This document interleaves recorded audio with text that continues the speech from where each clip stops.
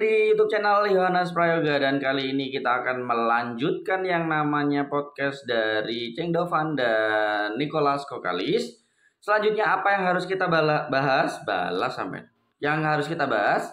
Oke, selanjutnya kita akan bahas seberapa atau berapa 1 pi menurut dolar, dan tentang pertanyaan masuk bursa. Oke, kita akan lihat bersama-sama, walaupun tidak akan dimunculkan berapa harga tepatnya, cuman kita ambil asumsi bersama-sama. Yuk, kita lihat ya. 1 pi, and now during the bear market it still costs 1 pi, so it was completely enough. But how much is 1 pi in dollar terms? Oke, berapa biaya 1 pi dalam istilah dolar? Nah, kita akan lihat jawabannya dari Cheng Dovan seperti apa. No, we don't have that, and because that is unknown for the current period. Yeah. Oke, jawabannya Cheng Dovan adalah kami tidak tahu tentang harga tersebut karena ini masih dalam periode tertutup, atau bisa dikatakan current periode. Current periode itu periode saat ini ya. Dikatakan periode saat ini itu berarti masih di periode tertutup. Jadi, jika di periode terbuka baru tahu harga berapa 1 pi-nya. Oke, kita lanjutkan nonton. Well, one thing to consider here, unrelated to the market conditions, is that as the base mining rate. Nah, dari sini Nicholas menambahkan bahwa bentar, aku sampai lupa juga ya. One thing to consider here, unrelated to the market conditions, is that as the base mining rate. Perlu dilihat bahwa saat ini tidak berhubungan dengan kondisi market saat ini, karena tingkat penambangan berikutnya pasti akan terus berkurang. Nah, ini menggambarkan bahwa nanti seperti Bitcoin ada namanya halving. Kalau teman-teman tahu atau yang sudah tahu tentang penambangan Bitcoin, penambangan fill, penambangan lain itu di dalam sistem penambangan atau mining bagi miners ya, itu ada namanya halving. Halving itu pengurangan jumlah yang didapat atau pengurangan reward yang didapat ketika menyelesaikan algoritma atau teka-teki penulisan node gitu ya teman-teman. Nah, digambarkan sama Nicholas bahwa harga nanti pasti akan naik karena inflasi dibutuhkan agar mereka itu atau teman-teman sebagai pioner atau teman-teman sebagai miners itu mendapatkan pi lebih sedikit. Yang biasanya 2 hari itu 1 pi, atau 1 hari 1 pi itu bisa menjadi 2 hari baru dapat 1 pi, atau bahkan nanti seminggu bisa dapat 1 pi. Kita lanjutkan nonton dulu ya. It has been decreasing internally in the Pi blockchain. And it used to take you about 2 days to mine 1 pi, and now it takes about 3 days to mine 1 pi. So it is possible that down the line that the price for the KYC can go down to people who have to pay less than 1 pi.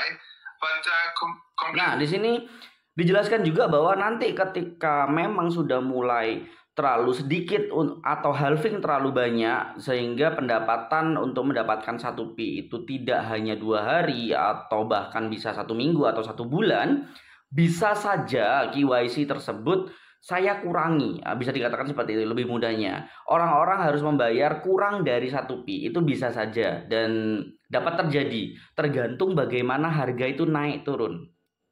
Oke, ingat, Pi Network bukan stablecoin. Kenapa kok dia bilang harus membayar nanti orang-orang bisa saja membayar kurang dari 1 Pi untuk melakukan sebuah KYC. Berarti harga itu naik turun ya. Padahal pertanyaannya nanti deh kita lanjut dulu sampai selesai nih, Nicholas. Sorry.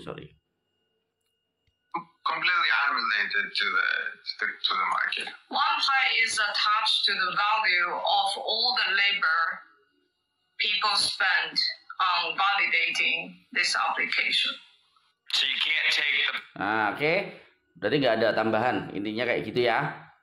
Oke, selanjutnya apakah pertanyaan yang selanjutnya ya di 2 poin kan saat ini, apakah nanti akan masuk ke Coinbase atau bisa mengirim ke Coinbase? Nah, ini pertanyaan dari Mas ini. Mas apa nggak tahu aku namanya. Kita lihat pertanyaannya kayak gimana. Pi out and send it to Coinbase. Nah, Coinbase ya. You can't Apakah Pioneer bisa mengirim ke Coinbase atau menarik ke Coinbase gitu ya pertanyaannya secara tunai. Jawaban dari Cheng Dovan dan Nicholas seperti ini. Okay. That's the point of the enclosed network. Enclosed network. Nah, itu tidak akan pernah terjadi untuk saat ini karena kita masih di jaringan tertutup. Nah, kalau sudah dikatakan seperti ini, bisa dibayangkan nggak? Pertanyaan dari si Mas itu mengatakan kita bisa menarik nggak ke Coinbase atau seperti Coinbase gitu kayak wallet lain atau mengirim dari Coinbase. Nah, jawaban dari Nicholas dan Cheng Dovan tidak bisa. Itulah inti dari jaringan tertutup ini ya. Tidak bisa, inilah inti dari jaringan tertutup. Nah, mengatakan tersebut itu karena nanti ketika jaringan terbuka berarti bisa dong gitu ya logikanya ya, berarti bisa dong. Inti dari jaringan tertutup itu tidak dapat mengirim, menjual beli, masuk bursa dan DEX. Dan saat ini pasti mungkin bukan hanya Coinbase nanti. Coinbase itu termasuk bursa yang bisa menjual, membeli. Silahkan lihat sendiri di website apa itu Coinbase. Ya, jadi jelas di sini, sangat jelas banget bahwa apa yang gembor-gemborkan sekarang stablecoin sudah dijawab penolakan, oke? Karena bukan stablecoin. Yang kedua, apakah masuk bursa? Nah, di Coinbase juga akan masuk bursa. Itu kan Coinbase kan termasuk bursa, gitu ya. Hanya karena jaringan tertutup itu masih belum bisa. Tapi nanti ketika jaringan terbuka itu pasti bisa. Terus, tadi pertanyaan pertama yang perlu saya lebih jelaskan. Menurut saya pribadi, ya, kan sudah ditanya berapa sih 1 koin Pi menurut dolar, kan gitu ya pertanyaannya kan ya. Sekarang, bro, logikanya, ya, ini menurut saya ya. Silahkan kalau kalian menentang logika saya, monggo. Oke. Yang dinamakan Global Consensus Protocol, GCV, Global Consensus Value ya, itu mengatakan 314.000 dolar. Ya, oke, kita okein dulu deh. Kita okein dulu. Nah, core team ditanya seperti itu, jika memang iya, jika nih ya, fungsi Pi Network sendiri kan sebenarnya, atau bukan fungsi, tujuan core team sendiri untuk Pi Network agar semuanya bisa bergabung kan? Ya toh? Ya. Nah, sekarang kalau GGV itu diakui oleh core team, oke, jika GGV itu diakui oleh core team, kenapa ketika ditanya berapa 1 Pi menurut dolar, mereka tidak mengatakan itu? Simple. Kenapa mereka tidak mengatakan, harga 1 Pi menurut dolar, 314.159 dong. Ketika mereka mengatakan itu, apa yang terjadi? Pasti akan banyak yang ikut menambang, mau menginstall di mobile mereka ya, ikutan Pi Network, pasti banyak. Tapi mereka tidak melakukan itu. Ya kan? Tidak melakukan itu. Logis aja sudah. Logis. Kalau memang itu GGV asli ya, GGV, kenapa mereka menyembunyikan itu? Buat apa? Bukannya kalau, sekarang anggap saja 1 pi bisa saya dapat itu dalam 1 minggu. Klik petil setiap hari 1 minggu dapat 1 pi. Berarti saya bisa 1 minggu $314.159 dong. Oh, saya ikutan. Bukan hanya orang Indonesia nanti. Malaysia, Singapura, semua masyarakat akan ikut. Tapi kenapa dia tidak mengatakan itu? Kenapa Core Team tidak mengatakan itu? Malah mengatakan bahwa kita saat ini masih di dalam jaringan tertutup dan tidak bisa tahu tentang harga yang akan terjadi. Oke. Simple aja, logikanya simple aja. Jika memang iya GGV gitu lah ya. Terus apakah nanti masuk Coinbase atau wallet lain? Tidak bisa, karena saat ini masih itulah inti dari jaringan tertutup. Berarti ketika jaringan terbuka akan masuk bursa. Udah berapa yang fakta-fakta yang dibicarakan di dalam podcast ini yang sudah saya rekam, berapa fakta yang sebenarnya sudah banyak menolak GGV yang tidak sejalan dengan GGV. Berapa? Yang pertama, stablecoin. Yang kedua, tentang mining. Yang ketiga, masuk bursa. Yang keempat, 1 pi per dolar itu berapa? Sudah banyak. Intinya sudah banyak. Kalian bisa lihat dari judul saja, silahkan searching dan lihat sendiri. Sekarang saya mau ceritakan tentang GGV. GGV itu kan dari Dorisin kan, yang artinya adalah atau kepanjangannya adalah Global Consensus Protocol. Global Consensus Value.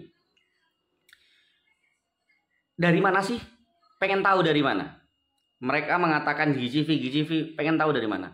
Dari salah membaca white paper, dikarenakan ada yang namanya algoritma konsensus protokol. Yang mereka baca adalah konsensusnya dengan arti umum. Sehingga mereka membuat singkatan baru yaitu GGV. Yang padahal di white paper, kita suruh baca white paper. Saya tahu bahwa mereka itu sedang membaca algoritma konsensus protokol. Tetapi karena mereka kurangnya pengetahuan, kurangnya wawasan dalam dunia blockchain, ingat, konsensus dalam arti umum dan konsensus dalam arti blockchain itu berbeda. Oke, karena mereka kurangnya pengetahuan tentang arti atau istilah dalam blockchain, sehingga mengartikan konsensus itu sebagai arti umum yang dimana arti umumnya adalah kesepakatan bersama.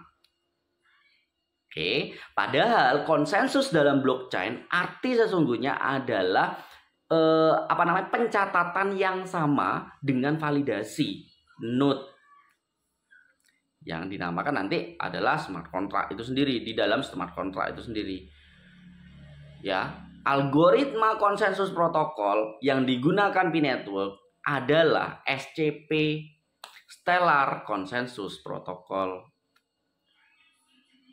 Cuman masalahnya salah pengertian istilah konsensus sebagai bahasa blockchain menjadi bahasa umum, ya rusak bro. Sama seperti contoh bug.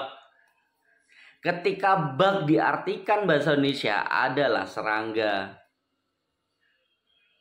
ya, bug itu serangga ya. Tapi kalau kalian bilang ada bug di dalam pemrograman, itu adalah kesalahan script atau kesalahan data atau kesalahan dalam penulisan atau kesalahan logika. Beda. Sangat beda. Itu yang membuat istilah GGV itu muncul karena pengetahuan dari Dorisin tentang konsensus diartikan secara umum, bukan diartikan secara blockchain. Apalagi yang sedang mungkin masih tertancap di pikiran teman-teman GGV adalah kesepakatan harga ditentukan oleh pioner. memang arti umumnya itu memang seolah-olah berarti kita yang menetapkan harga. Padahal di dalam ilmu blockchain atau konteks kategori blockchain, kesepakatan harga itu semua kripto juga seperti itu. Tetapi pengertiannya adalah kita ada supply, ada demand, ada permintaan, ada penawaran yang nanti akan secara otomatis membentuk harga itu sendiri. Kesepakatan itu datangnya dari kesepakatan harga awal seperti apa, terus habis itu aku mau beli di sini, mau jual di sini, dengan namanya ada order book, ada namanya equilibrium price itu ya dari liquidity pool yaitu DEX ya sebagai DeFi.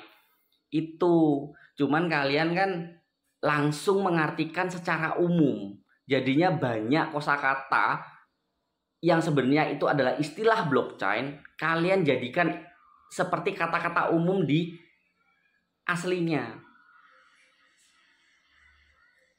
Sama seperti kita mengatakan, pasar euro atau pasar emas saat ini sedang berada di atas atau mengalami banyaknya bull. Kalau kalian mengartikan bull itu banyak banteng, di pasar banyak banteng. Yo salah, bro.